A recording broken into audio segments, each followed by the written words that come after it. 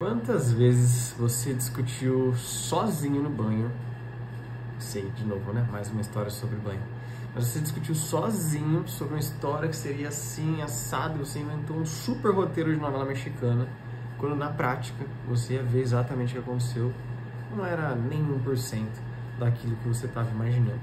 Eu sou o Vinão, empreendedor preguiçoso, e aqui eu vou trazer o terceiro compromisso dos Toltecas, do livro Os Quatro Compromissos, que é não tire conclusões.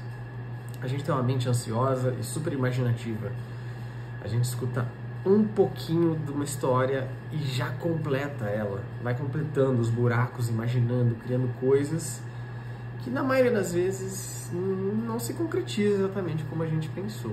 E nesse processo todo a gente sofre de ficar imaginando, sofre com os vários cenários mortais que a gente imagina e, de novo, na maioria das vezes à toa, porque nem acontece aquilo que a gente está tanto sofrendo que iria acontecer. Vou contar um exemplo, um caso que sempre acontecia comigo.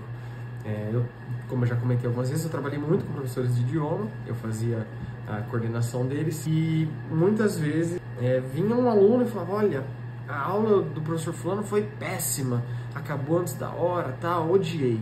E eu tinha que ficar me segurando uma vontade, porque qual que era a vontade padrão que eu tinha, que já aconteceu algumas vezes. Caramba, esse professor errou, não pode acabar antes, como que ele pôde fazer isso? E marcava com ele, evidentemente, para entender a história, mas passava vários, 3, 4 dias até conversar com essa pessoa. E aí quando eu ia conversar com ela, o professor falava: olha, essa aluna não preencheu o formulário que me dava informações para eu dar uma aula mais legal, mais personalizada. Ela entrou atrasada, ela entrou no carro dirigindo, enquanto estava fazendo a aula dirigindo, não prestava atenção, porque óbvio estava dirigindo.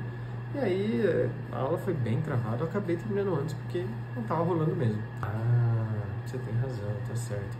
Na hora que eu entendi a história, não era exatamente tudo aquilo que eu tinha imaginado, mas quando isso acontecia, mesmo que a história era diferente, eu entendi o lado do professor, eu já tinha sofrido, eu já tinha xingado internamente muito aquele professor, eu tinha passado por todo esse sofrimento à toa. Então eu gosto de brincar que quando a gente imagina esses cenários apocalípticos, a gente tem que sofrer duas vezes, né? Uma vez que a gente imagina e uma vez que acontece.